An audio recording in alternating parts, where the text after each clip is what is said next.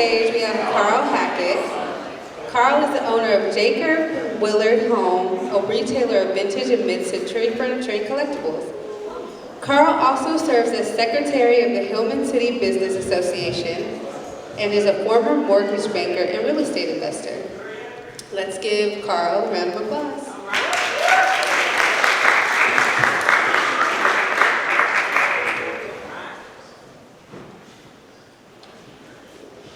Good evening, everyone. Thanks for having me here. Again, my name is Karl Hackett, and my business is Community First Development. Community First Development is a for-profit, cooperative real estate investment company. Next slide, please. All right, so our objective is to do away with the problem that so many of us are aware of.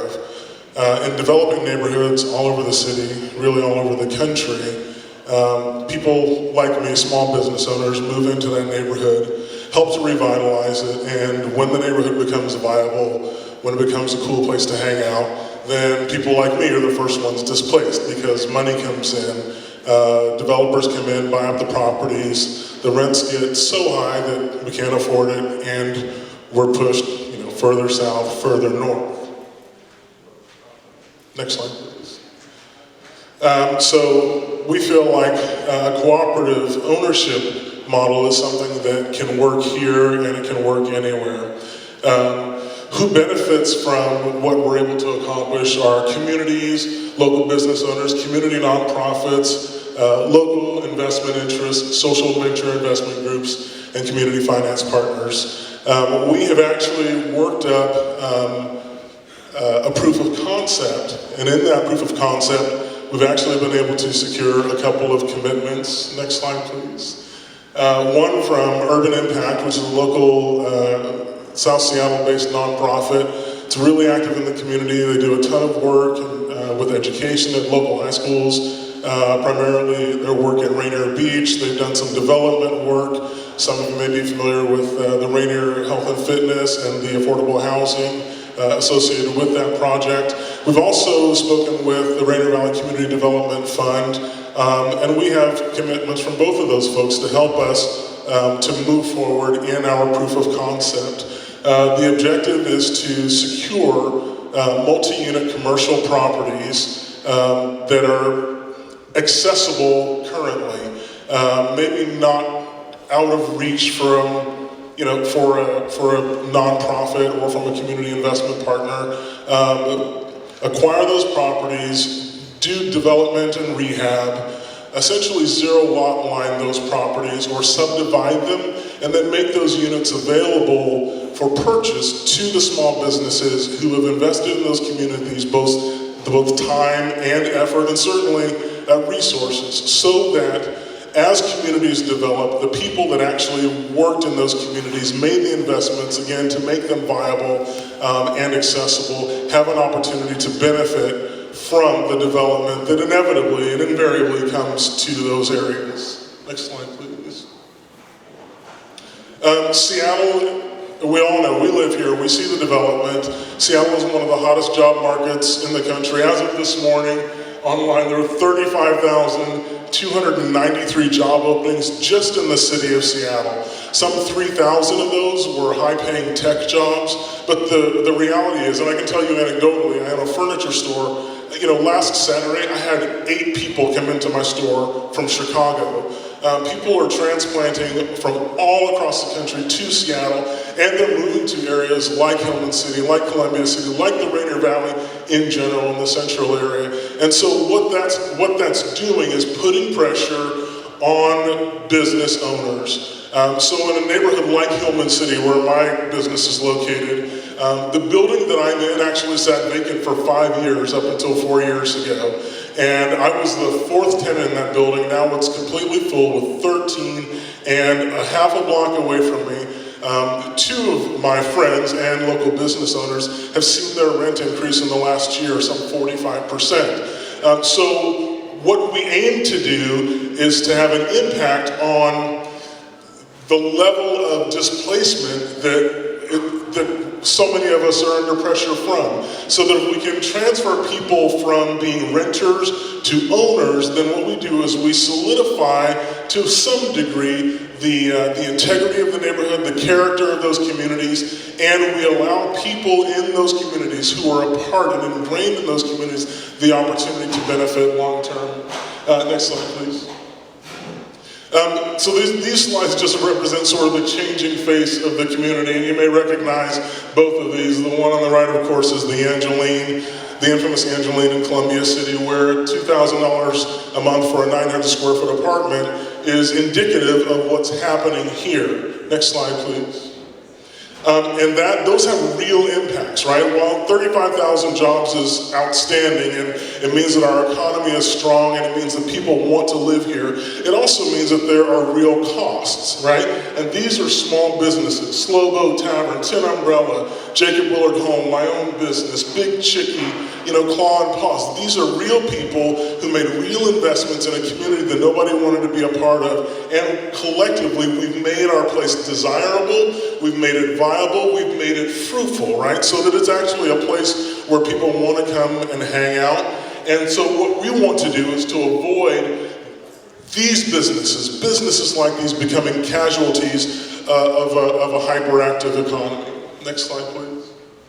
So community-first development is based on a three-pronged platform: acquisition, development, conversion. Next slide, please.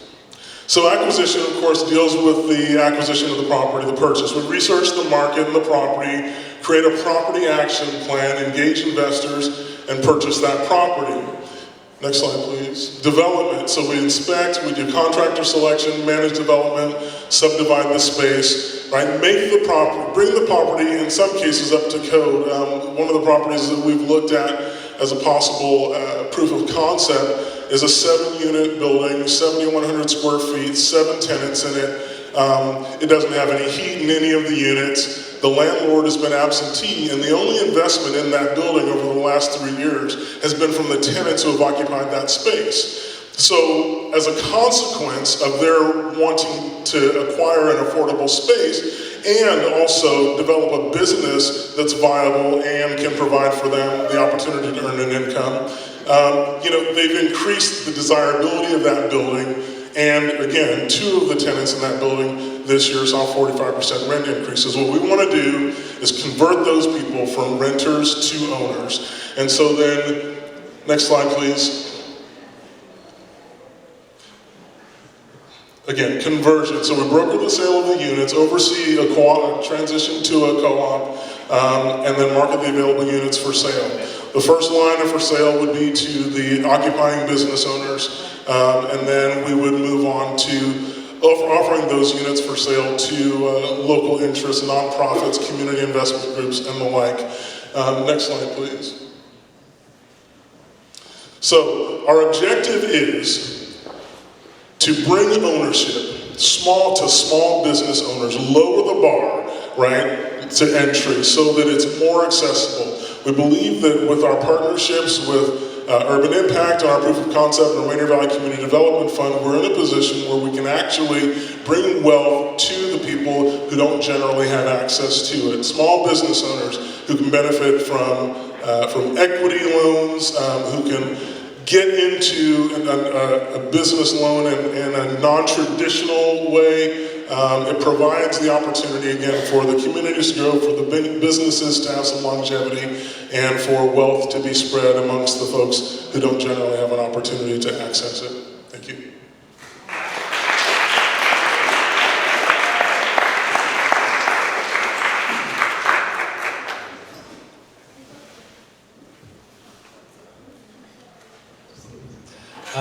So essentially it's a commercial condo situation. That's exactly right, yeah. All right.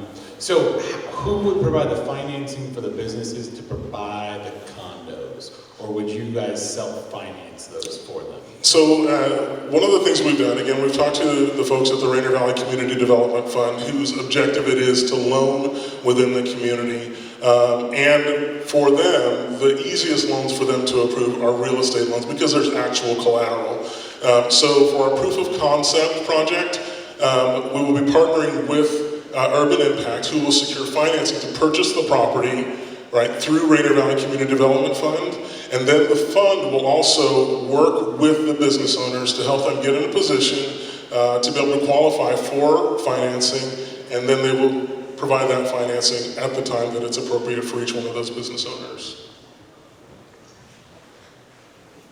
The nation's first ever commercial condo project was in Portland, and it's a black-owned project.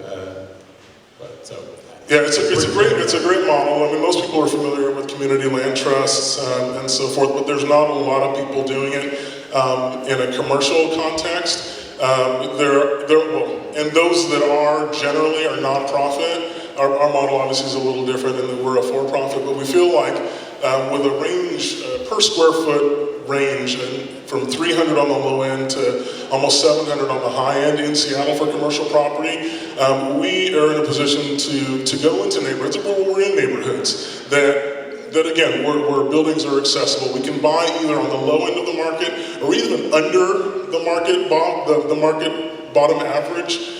We can go in there, acquire those buildings, do the work, and then make for sale in a way that's profitable, but is also leaves room for those business owners so they can have a chance to benefit long term.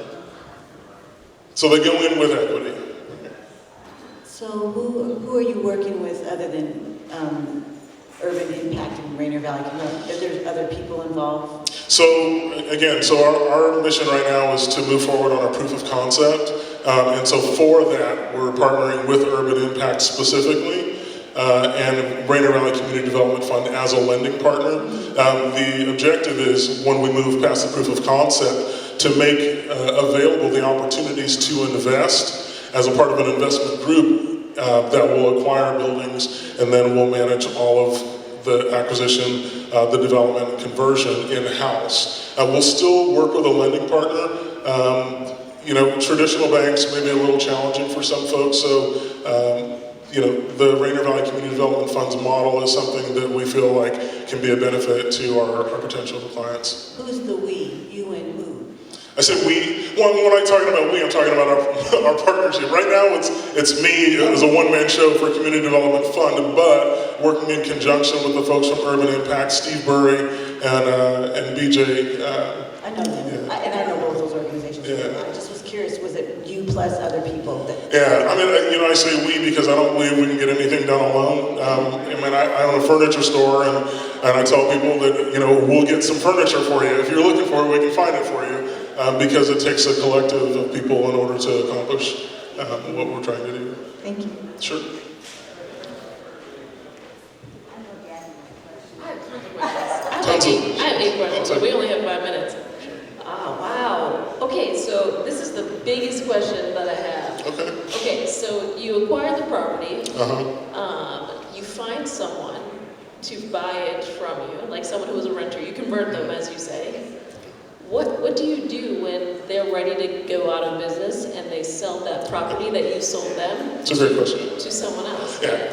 So, and again, in an ideal situation, we're certainly our proof of concept model, we're looking at a 7-unit building with 7 tenants, 3 of which have already committed to purchasing their units if they have the opportunity to do so.